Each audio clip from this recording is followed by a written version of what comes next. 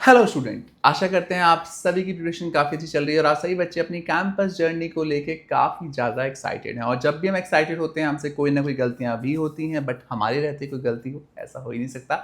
इसलिए लेके आए हम आज की वीडियो जहां पे हम बात करने वाले हैं उन सभी कॉलेजेस के बारे में जहां पे आपको एडमिशन लेने से पहले रुक जाना है। अगर आप प्लान कर रहे हैं बीटेक एडमिशन लेने का और किसी भी टीयर 1 या टीयर 2 कैंपस में आपका एडमिशन नहीं हो पा रहा है और आप ढूंढ रहे हैं अपने लिए सारे कैंपस जहां पे आप एडमिशन ले पाएँ, तो आपको ऐसे कैंपस के लिए रुक जाना है जिनकी हम आज बात करने वाले हैं।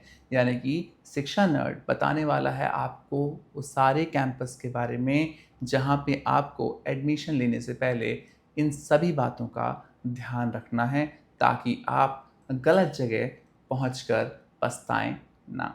तो आज की वीडियो में हमारे साथ जुड़ी हैं शबनूर, जो कि स्टूडेंट काउंसिल को रिप्रेजेंट कर रही हैं, और हम लेके आए हैं आपके लिए बहुत ही महत्वपूर्ण वीडियो जो आपको आपके करियर में कुछ गलत करने से बचाएगी।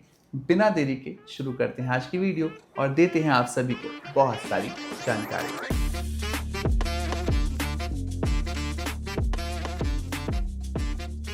तो सर क्योंकि ये वाली मतलब ये जो वीडियो है ये काफ़ी ज़्यादा इम्पॉर्टेंट है स्टूडेंट्स के लिए Right. जो कि इस वक्त देख रहे हैं अपना एडमिशन। तो सर टीयर 1 टीयर 2 कॉलेजेस में जिन स्टूडेंट्स का एडमिशन हो गया है उनको तो कोई टेंशन वाली बात वेरी नहीं है। ट्रू। बट जो कॉलेजेस उससे मतलब टीयर 3 या टीयर 4 कॉलेजेस देख रहे हैं, प्राइवेट कॉलेजेस भी देख रहे हैं स्टूडेंट्स, हम उनके लिए वीडियो लेकर आए हैं जो बीटेक करना चाह रहे हैं अपना। तो सर क्योंकि हम लोग स्टूडेंट्स को गाइड करते हैं और हम चाहते हैं कि जब भी वो अपना एजुकेशन प्लान करें तो किसी ऐसी जगह से करें, किसी ऐसी कैंपस से करें जहाँ पे उनको सक्सेस मिले।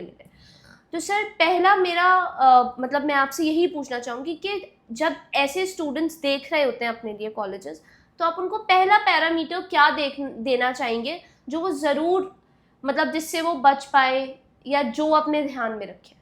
देखिए, बिल्कुल सही कहा शबनूर ने। जिन बच्चों का आईआईटीज़ में हो गया या प्रीमियम टेक्नोलॉजी इंस्टीट्यूशंस में हो चुका है, उनको तो कोई टेंशन की बात नहीं एग्जैक्टली। है क्योंकि उनको उनका मन मुताबिक कॉलेज मिल चुका है और यहाँ पे उनको बेस्ट सहूलियत, बेस्ट सुविधाएँ मिलने ही वाली हैं। जी।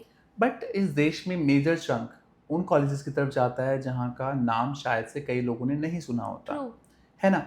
और क्योंकि ये बेस होता है आपकी उस जर्नी का जब आप जॉब करते हो, है ना? आफ्टर 4 इयर्स आप सभी जॉब करना चाहते हैं और ये नींव रख रहा है एक तरह से आपके जीवन की। यहाँ पे आपकी नींव की तैयारी की जा रही है जो आपकी एक बड़ी इमारत बनने में मदद करेगी और नींव जितनी मजबूत होगी उतना आपके लिए बढ़ने में मदद रहेगी। एग्जैक्टली। इसलिए हम आज का टॉपिक लेके आए हैं। तो पहला पैरामीटर शबनूर जो मुझे लगता है बहुत इम्पोर्टेंट पॉइंट में से एक है, वो है location.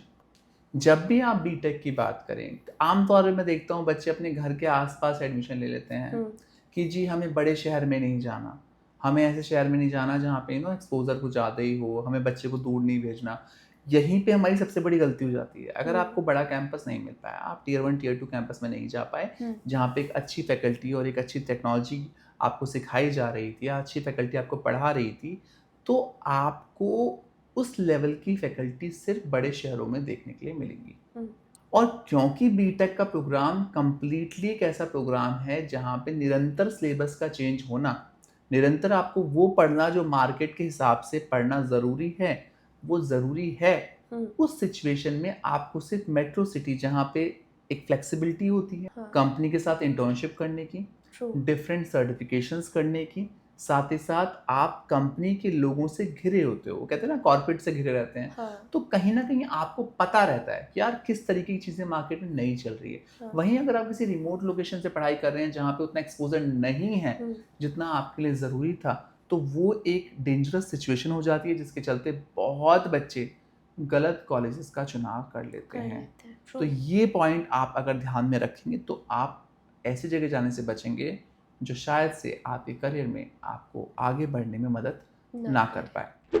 Sir I totally agree with you कि लोकेशन बहुत ज़्यादा मैटर करती है, ख़ासतौर अगर आप जॉब के उससे देख रहे हो कि आपको एक अच्छी जॉब चाहिए after you complete your undergrad, तो लोकेशन बहुत ज़्यादा मैटर करती है। और मेट्रो सिटीज़ में ये होता है कि आपके पास अपॉर्चुनिटीज़ ज़्यादा होती है। तो सर अब आप दूसरा पैरामीटर स्टूडेंट्स को क्या बताना चाहोगे? दूसरा पैरामीटर शबनूर, ये बहुत ही इम्पॉर्टेंट है। वो कहते हैं ना कि किसी भी चीज़ को सीखने के लिए एक अच्छे गुरु की भी बहुत बड़ी भूमिका होती है ना। तो जब तक आपका गुरु ही अच्छा नहीं होगा तो आप शायद से उतना बेहतर ना बन पाए, है ना। तो आज की डेट में अगर आप बीटेक जैसा कोर्स पढ़ रहे हैं जहाँ पे टेक्नोलॉजी हर मोमेंट चेंज हो रही है, वहाँ पे एक ऐसे गुरु का होना जो इंडस्ट्री से जुड़ा हुआ है वो बहुत ज़रूरी है। और ये ना पहले वाले पॉइंट से रिलेटेड पॉइंट है, क्योंकि ऐसे लोग उन्हीं शहरों में मिल पाते हैं जहाँ पे मेट्रो सिटीज़ हों, जहाँ पे बड़े शहर हों, क्योंकि वहाँ पे उनको एक्सपोजर उतना दिख रहा होता है। वहीं अगर आप रिमोट लोकेशंस की बात करेंगे तो शायद से ऐसे लोग वहाँ पे जा भी ना पाएँ। रीज़न क्योंकि उनकी फैमिली मेजरली मेट्रो सिटीज़ में रहती हैं। तो किस तरीके की फैकल्टी आपको कैंपस में देखने के लिए मिल रही है, किस तरीके का इंडस्ट्री एक्सपोजर आपको मिल रहा है, किस तरीके के इंडस्ट्री एक्सपर्ट्स आपको मिल रहे हैं, इस पैरामीटर पे आपको ध्यान देना ही देना है अगर आप बीटेक जैसा फील्ड देख रहे हैं। क्योंकि बीटेक एक ऐसा फील्ड है जो निरंतर चेंज होता है, जहाँ का सिलेबस निरंतर चेंज होता है, जहाँ पे आपको नई नई टेक्नोलॉजीज़ के बारे में पढ़ना समझना बहुत ज़रूरी है, और वो वही सिखा पाएगा जिसका एक्सपीरियंस उन टेक्नोलॉजी पे रहेगा। तो कुछ भी नया आता है आपके पास ऐसी फैकल्टी कैंपस के अंदर आनी चाहिए जो मार्केट में वो पढ़ के समझ के आ रही हैं या इम्प्लीमेंट करके आ रही हैं, ताकि आपको आगे बढ़ने में दिक्कत ना हो। तो सर आपने 2 पैरामीटर्स तो बता दिए हैं कि एक लोकेशन बहुत ज़्यादा ज़रूरी है और एक आपके पास इस तरह का गाइड या मेंटर होना बहुत ज़्यादा ज़रूरी है, क्योंकि आपको रास्ता दिखाने में मतलब जो फैकल्टी होती है, अगर आपके पास अच्छे प्रोफेसर्स हैं तो आप, मुझे ऐसा लगता है, क्योंकि एज अ स्टूडेंट मैं बात कर रही हूँ कि जब आप लेक्चर्स लेते हो और आप अच्छे से सुनते हो अपने प्रोफेसर्स को, तो आप एग्जाम्स के टाइम अगर नहीं भी पढ़ते तो भी आपको याद रहता है कि हाँ हमें ये सब पढ़ाया गया था। और एक्सपीरियंशियल लर्निंग जो होती है शबनूर, जहाँ पे आपको कुछ ऐसा सिखाया जाए जो आपको जिंदगी भर भूलने में दिक्कत हो, तो उसमें तो आपके साथ वही रहता ही रहता है। ट्रू। तो आपने ये तो बहुत अच्छा पॉइंट बोला है कि फैकल्टी भी अच्छी होना बहुत जरूरी है। तो सर आप पैरामीटर क्या स्टूडेंट्स को बताएंगे? थर्ड पैरामीटर बहुत ही इंपॉर्टेंट पैरामीटर्स में से एक है और बहुत सारे बच्चे इस पैरामीटर पे ध्यान नहीं देते हैं। अच्छा। हम जब भी कैंपस विजिट करें वहाँ का सिलेबस जो करिकुलम होगा उसे एक बार जरूर गो थ्रू करें और कोशिश करें हम उस एक्सपर्ट को अपने साथ रखें जिसको सिलेबस की नॉलेज भी हो।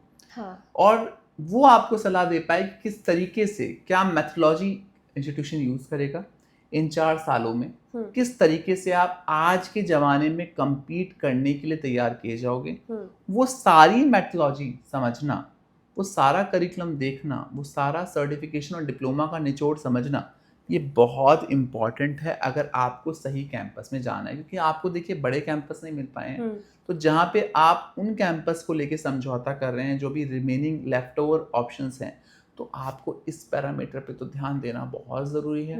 बिकॉज अगर आपका करिकुलम, आपकी टीचिंग मेथोडोलॉजी ठीक नहीं है तो आपका एंड प्रोडक्ट ठीक नहीं होगा। ये उसी प्रकार है कि अगर आप बीज ही ढंग से नहीं लगाओगे तो फल की इच्छा आप रख रहे हो, वो फल शायद से आपको ना मिल पाए क्योंकि आपने बीज ही गलत लगाए हैं। तो यहाँ पे जो करिकुलम है, जिस तरीके का सिलेबस है, जिस तरीके की आपको सर्टिफिकेशंस मिल रहे हैं, जिस तरीके की टीचिंग मेथोडोलॉजी है, जो कि शबनूर आपने भी कहा, जो कि हमने डिस्कस किया कि आपकी किस तरीके की लर्निंग है ना, जो आपको आगे लोगों से compete करने में, बड़ी बड़ी कंपनी से compete करने में मदद करे, वो बहुत इंपॉर्टेंट है। और शबनूर खास तौर पे अगर मैं आज के टाइम की बात करूं, जहाँ पे AI का इतना बड़ा बोलबाला है, हर किसी को डर है कि AI किस तरीके से आने वाले टाइम में हमारी जॉब्स पे दिक्कत डाल सकता है या क्या आगे होगा, अभी निश्चित कुछ भी नहीं है। वहाँ पे आपको AI से भी 4 हाथ आगे रहना है, तो आपको बहुत कुछ पढ़ने की आवश्यकता है।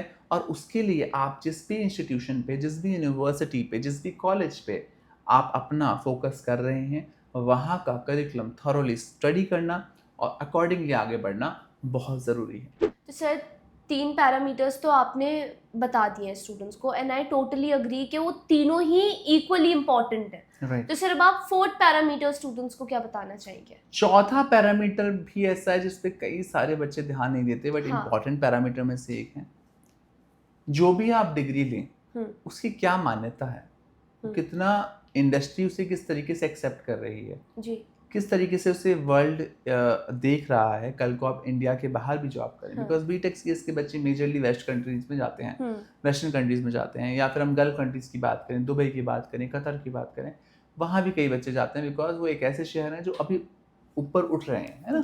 कल को आपका भी सपना रहेगा कि यार मैं भी बाहर जाके कुछ काम करूँ, अपने परिवार के लिए अच्छा पैसा कमाऊँ, तो उसके लिए उस डिग्री की वैल्यू को समझना, किस तरीके की एफिलिएशन है, किस तरीके के एक्रेडिशंस हैं, किस तरीके की ग्रेडिंग है, ये बहुत ज़रूरी है।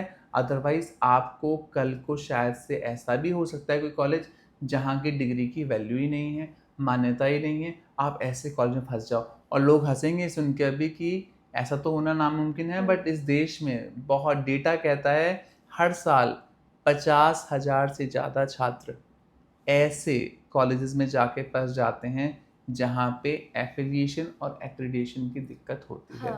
अब ये 50,000 बहुत बड़ा नंबर है, आपका भी नंबर हो सकता है इसके अंदर, तो यहाँ पे आपको सतर्क रहने की ज़रूरत है।